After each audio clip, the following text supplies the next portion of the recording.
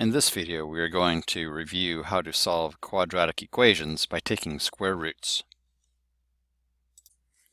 First, let's review how to find the square root of a number. Well, the square root of a number is a value that when multiplied by itself gives the number. So we're wondering what number multiplied by itself equals the square root of 441. This is a good job for a calculator. Now this calculator, we type in the number first and then the square root. You might be using a calculator where you start with the square root and then type the number. Another funny thing about this calculator is that there's a 2 in the square root, but it means the same thing as just a plain square root. So I'm going to type in 441 and hit the square root button, and it turns out that 21 times 21 equals 441.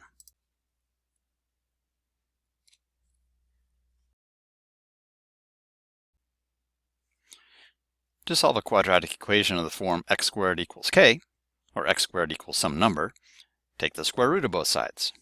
Alright, so here we have x squared equals 256. Well, we want to unsquare this x squared, because we don't care what x squared equals, we want to know what x is. So we unsquare it by taking the square root of both sides. That cancels out that exponent. So the exponent and the square root cancel each other out. So we're left with x equals the square root of 256. And the square root of 256 equals 16.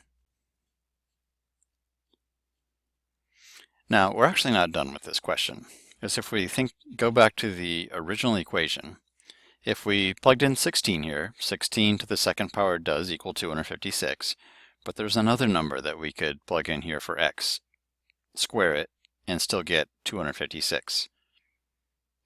Well, negative times negative equals positive. So x will also equal negative 16. To help you remember to get both of those answers, whenever you take the square root of both sides, on the next step, put a little plus or minus in front of your square root. That'll remind you that you need the positive version of the square root and the negative. To solve a quadratic equation of the form ax squared equals k, where you have a coefficient in front of the x squared, we'll divide both sides by a to get x squared by itself. Then take the square root of both sides. Alright, first job is to get x squared by itself by dividing by 6. X divided by 6 equals 1, leaving us with x squared on the left. And 2,400 divided by 6 equals 400. Now we have x squared by itself. So let's go ahead and take the square root of both sides. So we're unsquaring the x. That leaves us with x on the left. And then we have positive and negative square root of 400. If we're not sure what the square root of 400 is, we can go ahead and open up our calculator. And it equals 20. So we have x equals positive and negative 20. And let's expand that out. So we're at x equals 20 and x equals negative 20.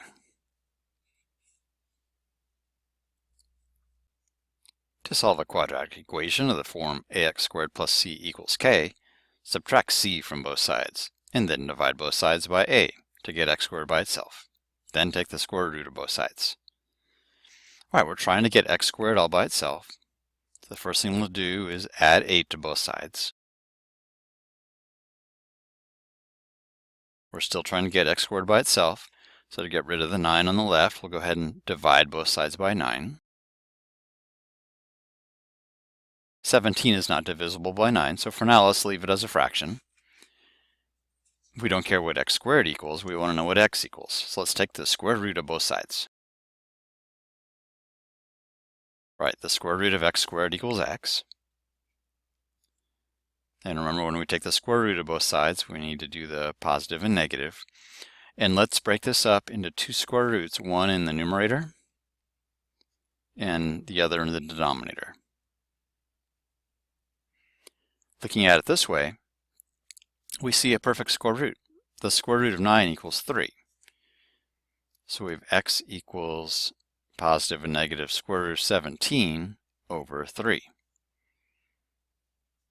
And let's go ahead and write that as x equals positive square root of 17 over 3 and x equals negative square root of 17 over 3. To solve a quadratic equation of the form x minus h squared equals k, take the square root of both sides. Then use inverse operations to get x by itself. All right, so here we already have the squared expression by itself, so let's unsquare that, because everything else is buried inside of the square root. Whatever we do on the left, let's do that on the right, so we'll take the square root of both sides. Well, this exponent and the square root cancel each other out, so on the left we have n plus 2/5. And then remember when we take the square root of both sides, we have the positive and negative version of it. In a situation like this, I like to break it up into two equations at this point. So we have n plus 2/5 equals positive square root of 15. And we have n plus 2/5 equals negative square root of 15. All right, let's get n by itself by subtracting 2/5 from both sides.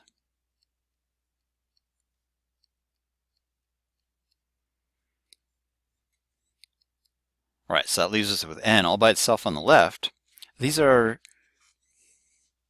And we cannot combine these because we have a square root and a fraction, so we'll just keep them separate. Let's go ahead and put the fraction first. So we have negative 2/5 plus square root of 15. So there's one of our answers.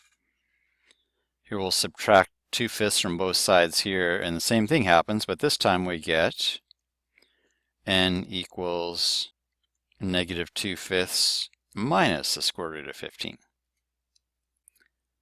All right, I hope these examples have been helpful. This is Mr. Ela, signing off.